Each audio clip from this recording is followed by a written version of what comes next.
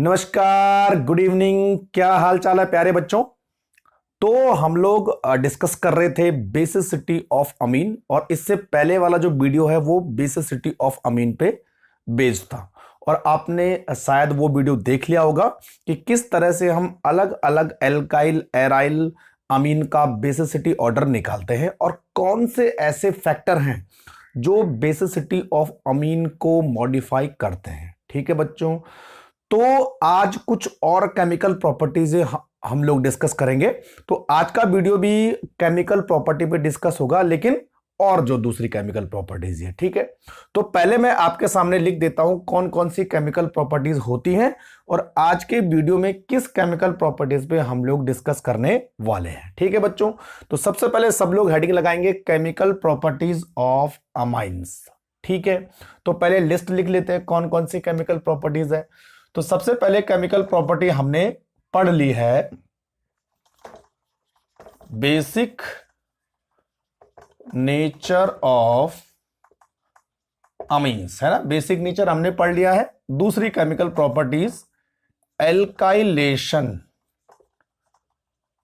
Alkylation of amines. ठीक है बच्चों, तीसरी केमिकल प्रॉपर्टी है एसाइलेशन, आइसाइलेशन ऑफ एमाइल एमाइन। और चौथी केमिकल प्रॉपर्टी हमारे पास है कार्बाइल अमीन रिएक्शन। ठीक है बच्चों, पांचवी प्रॉपर्टी हम लोग पढ़ने वाले हैं रिएक्शन विद HNO2, जिसको हम बोलते हैं नाइट्रस एसिड। ठीक है भाई। छठवीं केमिकल प्रॉपर्टीज हम लोग पढ़ेंगे reaction with aryl sulphonyl chloride. हाँ, बेंजीन बोलो, एराइल बोलो, सल्फोनिल क्लोराइड, है ना, जिसको हिंसबर्ग रीजन भी बोलते हैं। और अंतिम केमिकल प्रॉपर्टी है ESR। ठीक है, यानी ESR का मतलब इलेक्ट्रोफिलिक सब्स्टिट्यूशन रिएक्शन। ठीक है, तो ESR ऑफ अमीन हम लोग पढ़ने वाले हैं। ठीक है भाई। तो बच्चों ये सारी केमिकल प्रॉपर्टीज, टोटल यही केमिकल प्रॉपर्टी है जो अमीन पे हम लोग पढ़ने वाले। ठीक है, अब देखिए बेसिक नेचर ऑफ अमीन हमने कंप्लीट कर दिया था इससे पहले वाले वीडियो में। ठीक है, और जहां तक बात है एल्काइलेशन ऑफ अमीन, है ना, एल्काइलेशन ऑफ अमीन यानी अमीन पर अगर हम एल्काइलेशन करेंगे, एल्किल हैलाइड की रिएक्शन करेंगे तो क्या बनने वाले हैं। तो बच्चों ये वाली प्रॉपर्टी हमने मेथड्स ऑफ प्रिपरेशन में पढ़ ली है। आपने देखा होगा जब किसी अमीन पर हम एल्किल हैलाइड की रिएक्शन कराते हैं तो सेकेंडरी अमीन, देन टर्सरी अमीन, देन क्वार्टरनी अमोनियम सॉल्ट बनते हैं। तो सेम टू सेम वही प्रॉपर्टी एल्काइलेशन में भी हम पढ़ने वाले हैं। तो ये दो प्रॉपर्टी हम लोग पढ़ चुके हैं। आज के वीडियो में acylation, carbylamine reaction, reaction with HNO2, reaction with aryl sulphonyl chloride, ये पढ़ेंगे। ये चार आज के वीडियो में डिस्कस होगी क्योंकि ये चार छोटी है, और ESR का पूरा अपना एक अलग कॉन्सेप्ट है। ठीक है, तो वो हम नेक्स्ट टाइम कवर करेंगे। क्लियर, ये दो कवर हो चुकी हैं, ये चार आज कवर करने वाले हैं, ये नेक्स्ट वीडियो में कवर होगा। ठीक है बच्चों, तो पहले आप सारे के सारी रिएक्शन लिख लीजिए, सारे के सारे पॉइंट आप लिख लीजिए, और कौन कौन सी चीजें कवर हो गई हैं, कौन कौन सी चीजें हम आज कवर करेंगे, क्या चीज हम नेक्स्ट वीडियो में कवर करेंगे, वो मैंने आपको बता दिया है। क्लियर हो गया। ठीक है, तो आगे बढ़े। तो शुरुआत करेंगे हम बच्चों एसाइलेशन ऑफ एमाइन। ठीक है, चलो तो यहां से हम मिटाना शुरू करते हैं। तो अब सब लोग हेडिंग लगाएंगे कौन सी, एसाइलेशन ऑफ एमाइन। ठीक है भाई, तो लगाओ जरा फटाफट। Acylation of amines. ठीक है भाई। अब देखो बच्चों, एसाइलेशन ऑफ अमाइन का मतलब पहले समझ लीजिए, है ना। फर्स्ट पॉइंट, पहले इंपॉर्टेंट पॉइंट नोट कर ले। एसाइलेशन का मतलब होता है, क्या मतलब होता है? इंट्रोडक्शन ऑफ या attachment of acyl group. Acyl group, है ना। और बच्चों एसाइल ग्रुप हम किसको बोलते हैं? RCO। इस ग्रुप को हम क्या बोलेंगे? एसाइल ग्रुप बोलते हैं, RCO। ठीक है, एसाइल ग्रुप। क्लियर हो गया। तो इस ग्रुप का इंट्रोडक्शन होता है एसाइलेशन ऑफ अमीन में। ठीक है। दूसरा, अब ये ग्रुप आपको कौन से केमिकल में मिलेगा? तो बच्चों दिस ग्रुप कंटेन CH3COCl, चलो RCO से बात एसिटाइल क्लोराइड इसमें मिलेगा। यहां जब इस केमिकल के साथ आप अमीन की रिएक्शन करोगे तो वो ग्रुप आपको मिलेगा। दूसरा, ये मिलता है बच्चों आपको एसिटिक एनहाइड्राइड में, यानी एक एनहाइड्राइड में मिलता है। ठीक है। और यही ग्रुप आपको मिलता है एस्टर में, आर एस्टर्स। ठीक है। तो हम बोल सकते हैं, ये आर लिखो ज्यादा अच्छा रहेगा, कंफ्यूज मत होना आर की जगह। तो एसाइल क्लोराइड, अब इसको हम एसाइल क्लोराइड बोलेंगे, है ना। एसाइल क्लोराइड, एनहाइड्राइड और एस्टर, ये तीनों केमिकल का जब आप यूज करोगे तो आपको ये वाला एसाइल ग्रुप मिलेगा। ठीक है। तो हमें एसाइल ग्रुप चाहिए, तो देखिए यहां, यहां और यहां, ये एसाइल ग्रुप। क्लियर? ठीक है। तीसरा पॉइंट देखिए बच्चों, जब अमीन का एसाइलेशन होता है तो इसको हम बोल सकते हैं nucleophilic substitution reaction. This type of acylation of amine is called nucleophilic substitution reaction. ठीक है। और बच्चों इसमें न्यूक्लियोफाइल कौन सा है? ये वाला, है ना। ये वाला इस समय जो है एक न्यूक्लियोफाइल होगा, और लिविंग ग्रुप कौन सा होगा? ये वाला हमारे पास इस समय एक जो है न्यूक्लियोफाइल की तरह काम करेगा, न्यूक्लियोफाइल की तरह काम करेगा। ठीक है। इसीलिए हम इसको बोलेंगे न्यूक्लियोफिलिक सब्स्टिट्यूशन रिएक्शन, और ये अमीन के हाइड्रोजन को रिप्लेस कर देगा। तो nucleophilic substitution reaction, acyl group, ऐसा लिखिए इसको, एसाइल ग्रुप रिप्लेस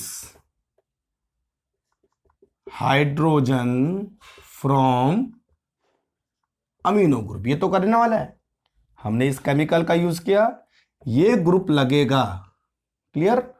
ठीक है। और क्या रिप्लेस होगा? H रिप्लेस होगा NH2 का। ठीक है बच्चों। अब देखिए इसमें कौन से कंपाउंड हमें मिलेंगे? The formation of amides, the formation of amide occur. ठीक है। और लास्ट इसमें पॉइंट है बच्चों कि ये जो रिएक्शन है, this will happen in the presence of strong base, strong base, और हम इस यूज करते हैं पिरिडीन। तो ये जो रिएक्शन होती है वो पिरिडीन की प्रेजेंस में होती है। क्लियर हो गया? तो ये पूरी कहानी है इस तरह से। अच्छा, पिरिडीन की यूज करते हैं बच्चों, तो इस रिएक्शन में जो बाय प्रोडक्ट है वो एक एसिड होता है, और हम जब बेस यूज करेंगे तो वो एसिड को क्या करेगा? न्यूट्रलाइज करेगा। तो ये इक्विलिब्रियम को शिफ्ट करेगा टुवर्ड राइट डायरेक्शन, यानी उस तरफ जिस तरफ एमाइड बन रहे हैं। तो हमें प्रोडक्ट की यील्ड ज्यादा मिलेगी, इसीलिए हम पिरिडीन का यूज करते हैं। ठीक है। तो इसके इंपॉर्टेंट पॉइंट आप नोट कर लो सबसे पहले कि एसाइलेशन का मतलब होता है इंट्रोडक्शन ऑफ एसाइल ग्रुप यानी आरसीओ ग्रुप। ठीक है, आरसीओ ग्रुप आपको कहां से मिलेगा? There are 3 chemicals acyl chloride, anhydride and ester used to introduce acyl group. ठीक है, इस तरह की रिएक्शन को हम क्या बोलेंगे बच्चों? Nucleophilic substitution reaction. ठीक है, न्यूक्लियोफिलिक सब्स्टिट्यूशन रिएक्शन बोलेंगे, है ना। अच्छा, कौन कौन सी चीजें हमारे पास बनने वाली हैं? कौन कौन सी चीजें बनने वाली है भाई? हमारे पास बनने वाला है एमाइड, हमारे फाइनल प्रोडक्ट मिलेगा ना। फाइनल प्रोडक्ट हमें क्या मिलेगा? एमाइड, और साथ में क्या होगा? एक एसिड होगा। तो हम इसमें क्या करेंगे? बेस का यूज करेंगे ताकि उस एसिड को हम न्यूट्रलाइज कर सके, हटा सके, तो एमाइड की फॉर्मेशन सबसे ज्यादा होगी। क्लियर हो गया? तो this is the main points of acylation of amine. Clear? अब इसी को हमने रिएक्शन में कैसे लिखना है देख लीजिए। सबने नोट कर लिया? ठीक है,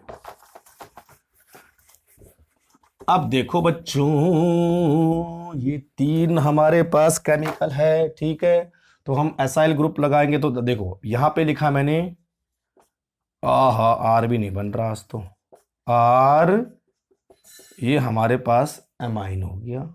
ठीक है, और आर सीओ सी एल, ये होगा एसाइल क्लोराइड। ठीक है बच्चों, अब देखो ये हमें यहां, ठीक है, और इस पर इलेक्ट्रॉन है तो इस पर क्या आने वाला है? प्लस चार्ज आने वाला है। इलेक्ट्रॉन यहां जाएंगे तो इस पर प्लस चार्ज आएगा, तो ये कहां अटैक करेगा? इस पर अटैक करेगा।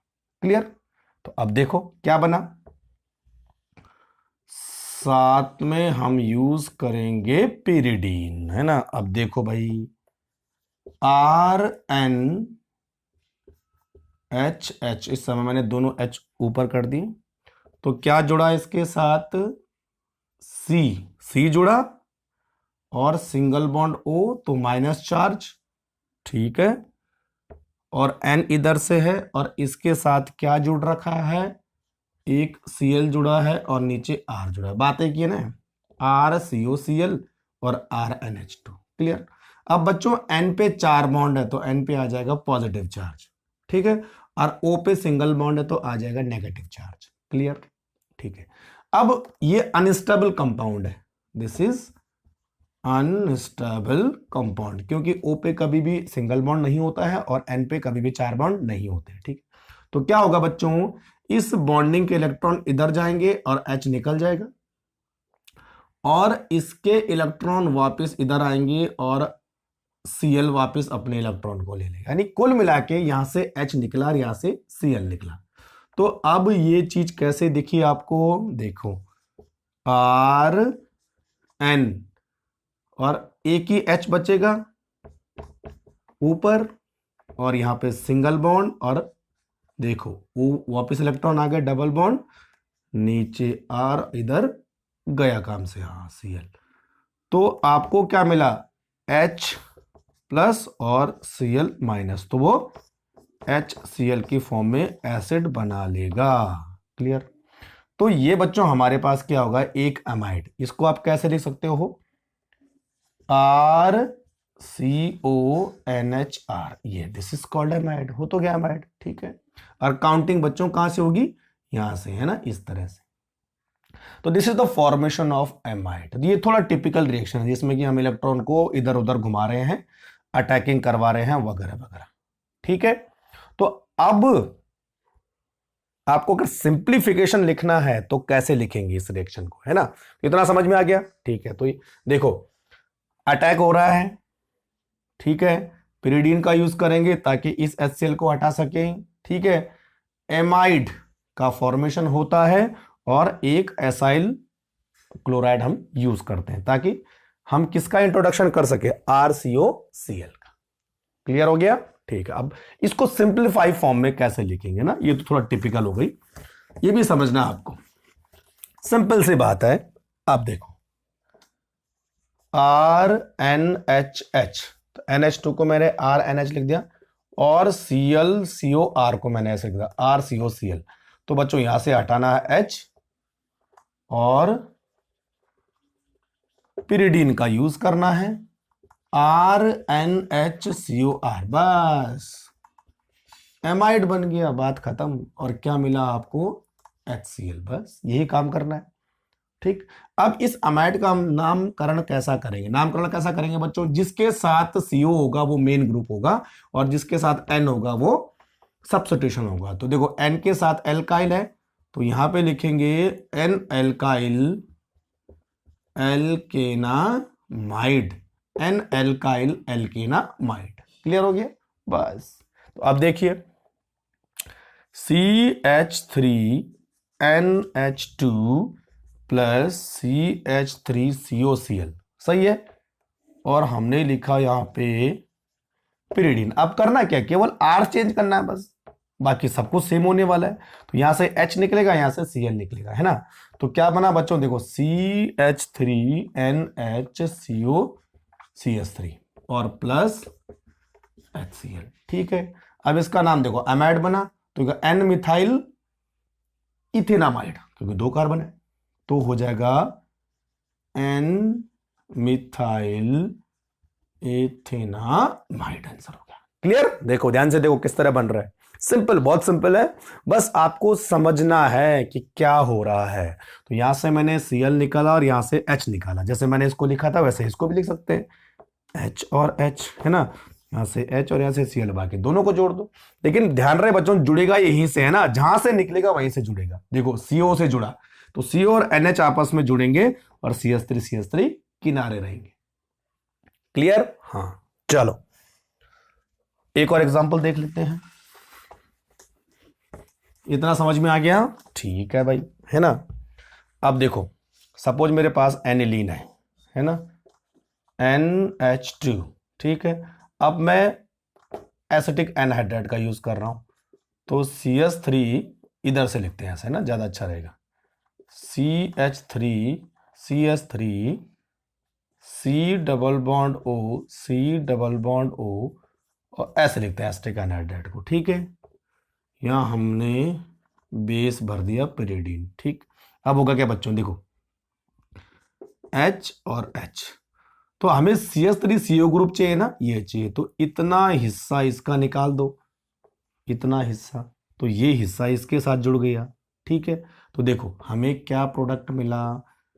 ये N और H तो रहेगा ही, बस ये COCH3 जुड़ा, COCH3, ये तो हमारा मेन प्रोडक्ट हो गया। और बचा क्या बच्चों? CH3COOH प्लस एक एसिडिक एसिड हमें मिल गया। तो एनहाइड्राइड के केस में हमें क्या मिलता है? Acidic acid. और एसिटाइल क्लोराइड के केस में हमें क्या मिलेगा? HCl। क्लियर?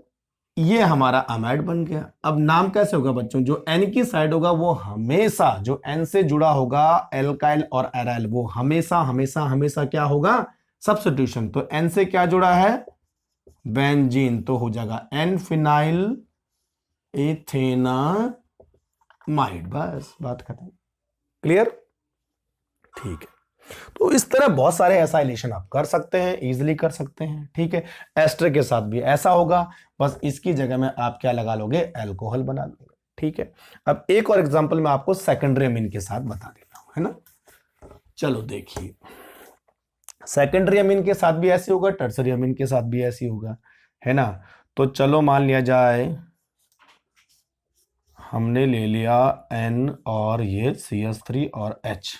ठीक है भाई, अच्छा, अब हमने ले लिया यहाँ पे CH3COCl, इधर ले लिया, और इधर हमने बना दिया पेरिडीन, यही था कुछ, है ना।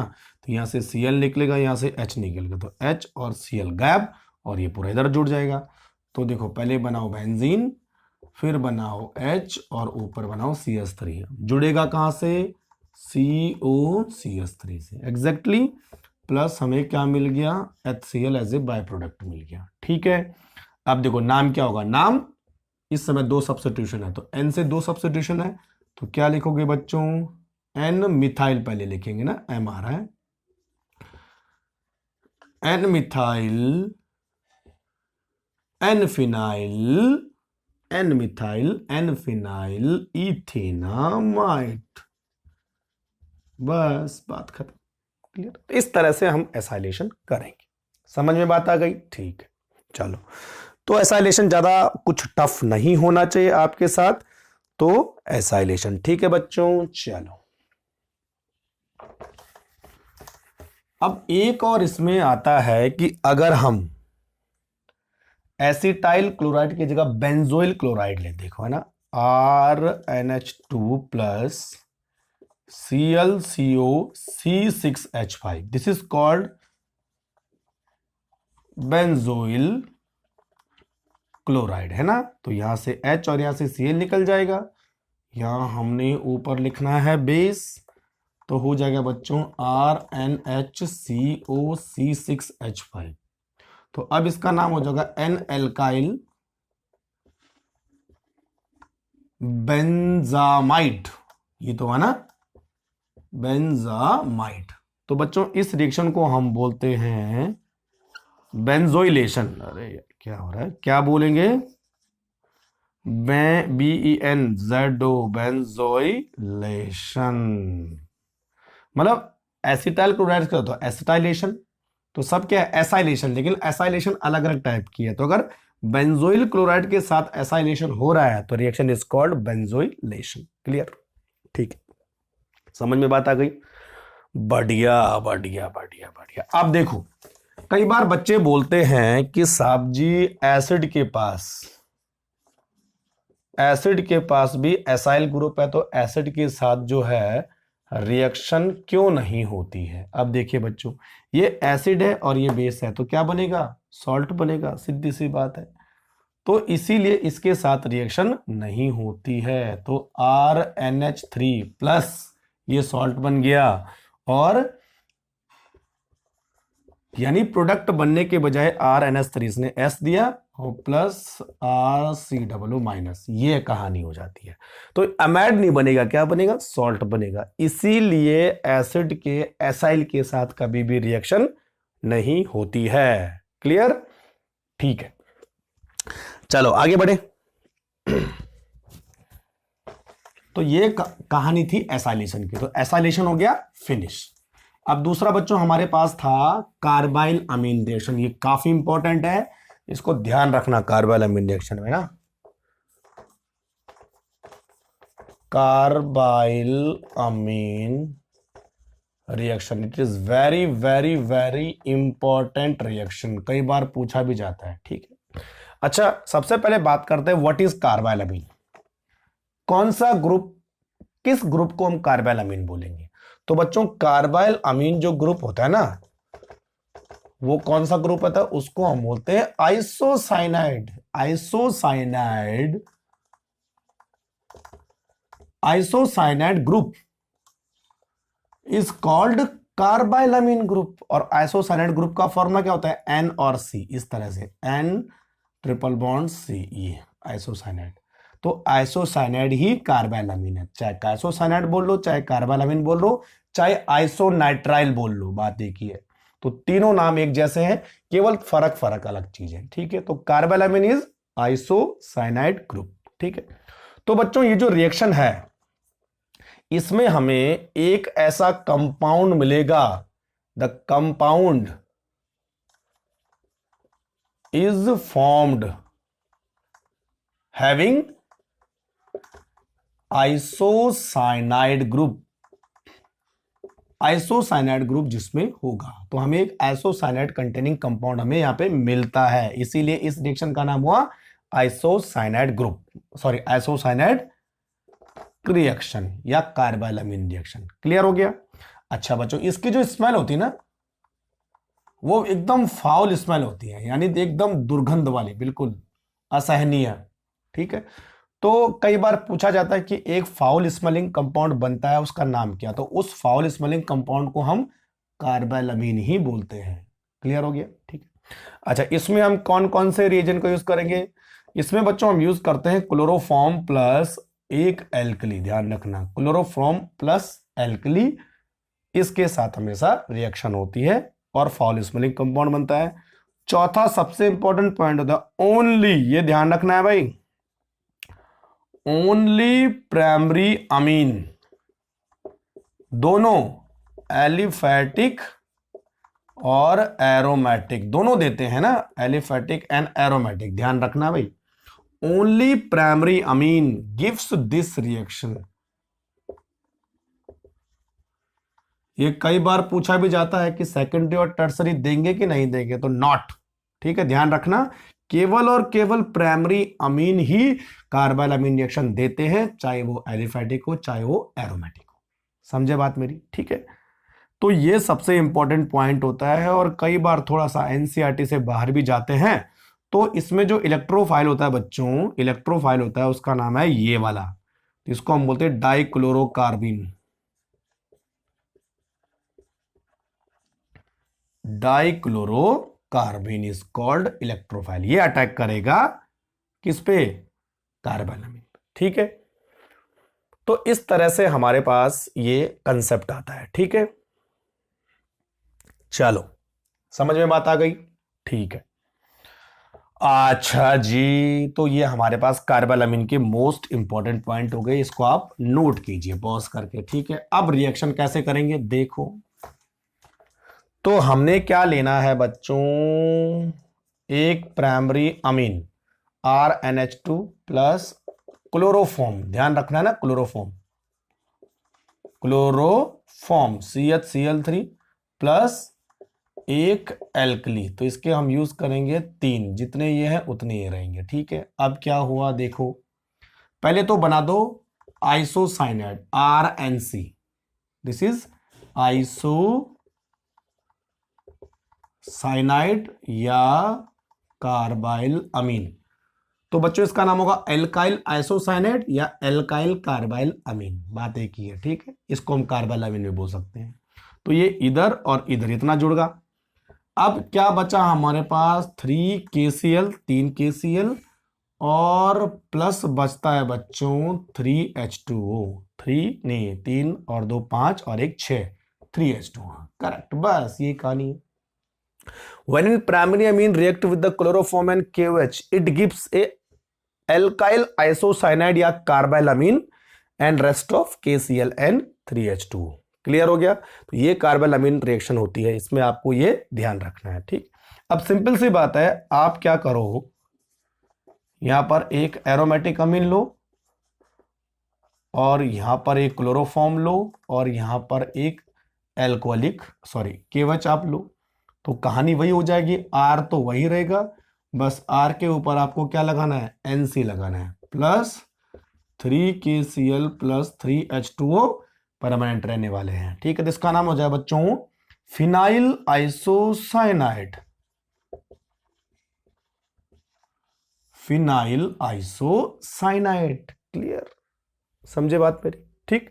और अगर आप किसी एलिफैटिक अमीन के लिए रिएक्शन देखें तो ये बन जाएगा, देखो CH3NC plus 3KCl plus 3H2 बराबर, तो इसका नाम होगा बच्चों मिथाइल आइसोसाइनाइड, मिथाइल आइसोसाइनाइड।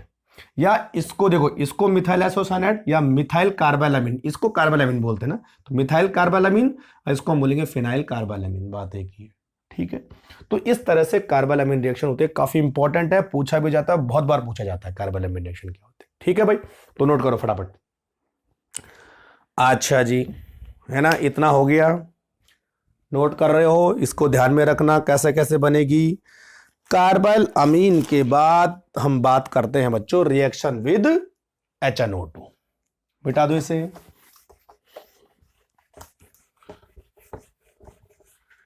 तो अब दूसरी इंपॉर्टेंट रिएक्शन है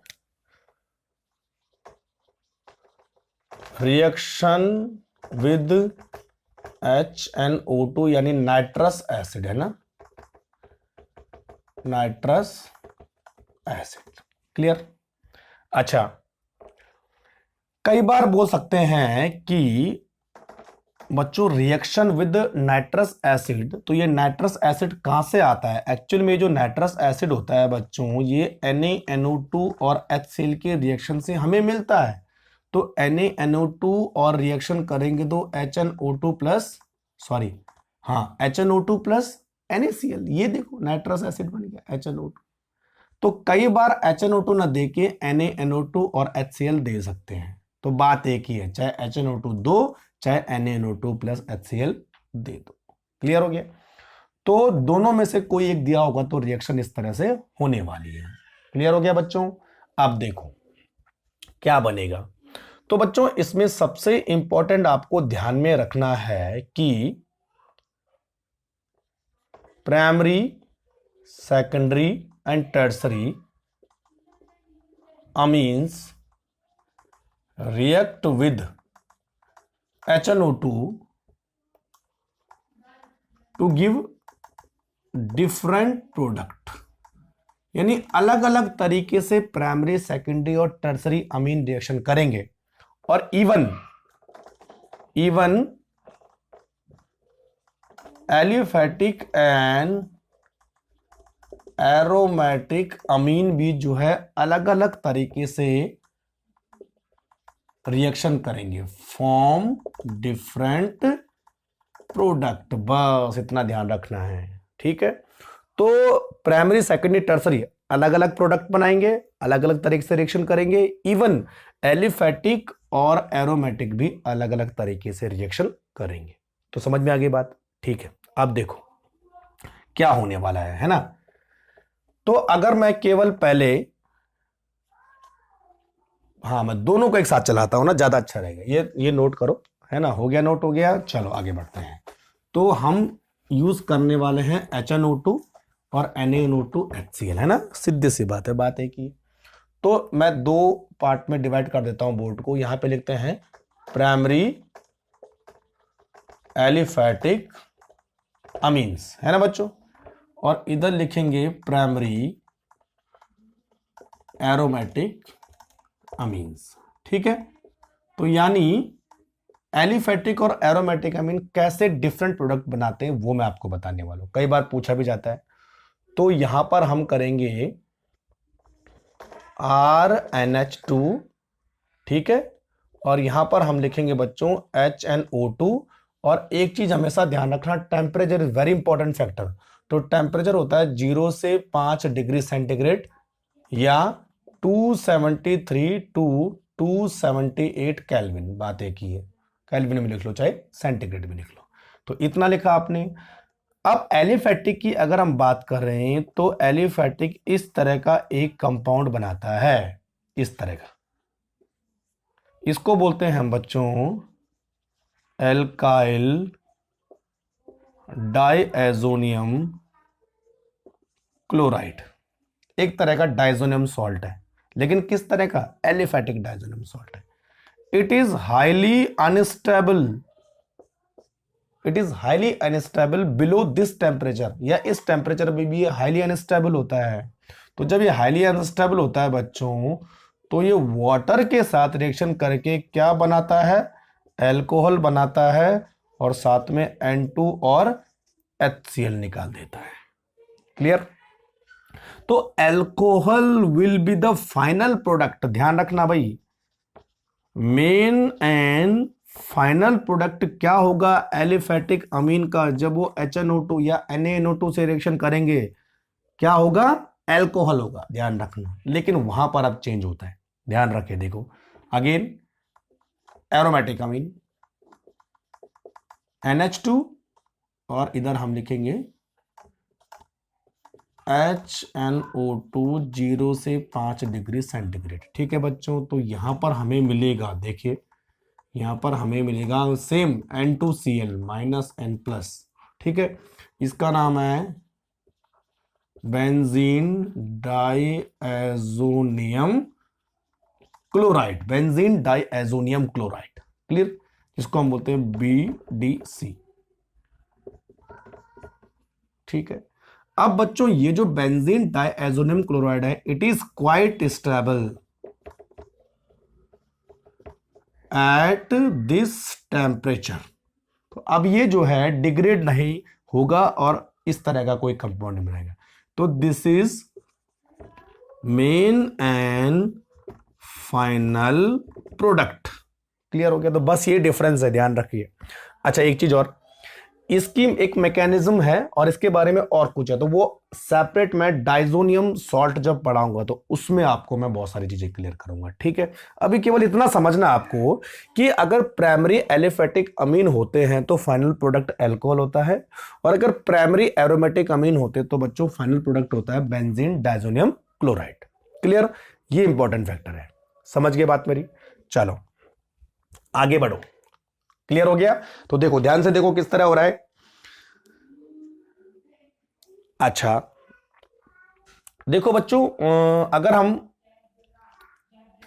ये प्राइमरी एलिफेटिक की बात करें ना, तो प्राइमरी एलिफेटिक में N2 गैस निकलती है। क्लियर? तो जब N2 गैस निकलती है तो बच्चों इसका जो यूज है हम कर सकते हैं estimation of protein and amino acids के लिए, क्योंकि आपको पता है प्रोटीन और अमीनो एसिड में जो है अमीनो ग्रुप होता है या पेप्टाइड्स बॉन्ड्स होता है, तो उन पेप्टाइड बॉन्ड में नाइट्रोजन प्रेजेंट होता है, और जब हम इस तरह की रिएक्शन करेंगे तो वो जो पेप्टाइड बॉन्ड है, जो नाइट्रोजन है, वो रिलीज होगा किस फॉर्म में? नाइट्रोजन गैस की फॉर्म में। तो इस गैस को हम एस्टिमेट करके ये पता लगा सकते हैं कि कितना प्रोटीन है, किस टाइप का प्रोटीन है, ये सब। तो बच्चों नाइट्रोजन गैस की मदद से हम प्रोटीन और अमीनो एसिड का एस्टिमेशन कर सकते हैं। क्लियर? ये थोड़ा सा एक एडवांटेज है एलिफेटिक अमीन के केस में। तो समझ में बात आ गई कि एलिफेटिक का फाइनल प्रोडक्ट अल्कोहल, एरोमेटिक का final product benzene diazonium chloride. ठीक, तो ये प्राइमरी की बात हो गई। अब अगर हम सेकेंडरी की बात करें, सेकेंडरी चाहे एलिफेटिक हो चाहे एरोमेटिक हो, तो क्या प्रोडक्ट बनाएंगे? देखिए सेकेंडरी अमीन है ना, RNRH प्लस HONO, HNO2 को मैं ऐसे लिख सकता हूं, है ना, बात एक ही है। ठीक, अब देखो H और OH तो गायब हो गए। ठीक, तो यहां मिला आपको N, double bond N, double bond O, और इस तरह का सिंगल बॉन्ड होगा यहाँ पे, नॉट डबल बॉन्ड, इस तरह का कंपाउंड मिल गया आपको। देखो NO NO, और इतना तो अमीन के पास था। This is called nitroso compound. तो देखो ध्यान क्या रखना है बच्चों कि सेकेंडरी अमीन चाहे वो एलिफेटिक हो चाहे वो एरोमेटिक हो, HNO2 या NaNO2 HCl के साथ रिएक्शन करके क्या बनाएंगे? नाइट्रोसो कंपाउंड बनाएंगे।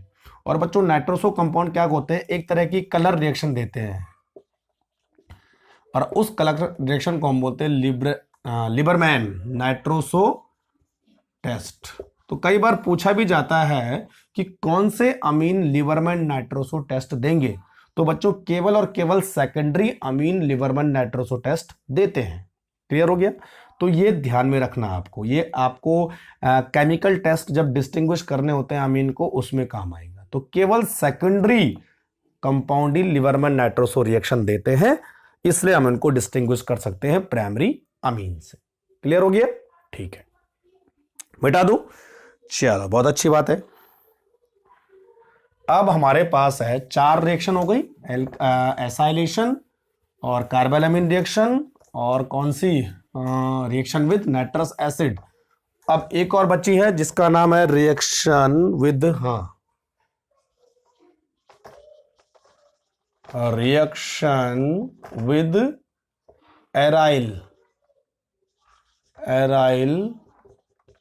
सल्फोनिल क्लोराइड, है ना, इसके साथ रिएक्शन करेंगे हम, reaction with aryl sulphonyl chloride. ठीक है, अब बच्चों सबसे पहले देखते हैं कि what is aryl sulphonyl chloride. ये जो एराइल सल्फोनिल क्लोराइड है, इसका फॉर्मूला होता है, एराइल मतलब बेंजीन, और सल्फोनिल क्लोराइड को हम SO2Cl लिखते हैं। ठीक, इसको आप ऐसा भी लिख सकते हैं Cl, बात एक ही है ना, बस स्ट्रक्चर का लिखने का रहेगा। ठीक, तो aryl sulphonyl chloride is also called benzoyl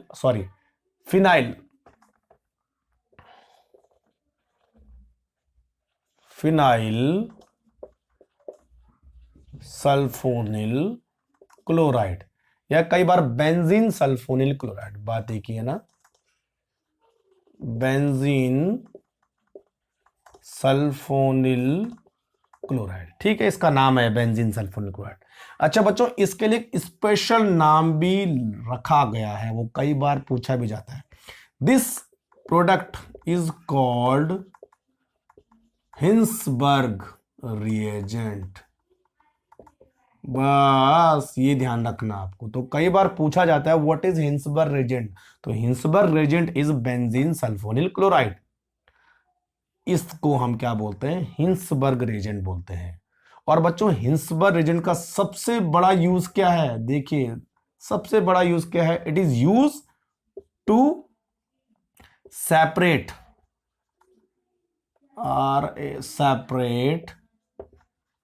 mixture of primary secondary and tertiary amines. Note कर लीजिए फटाफट।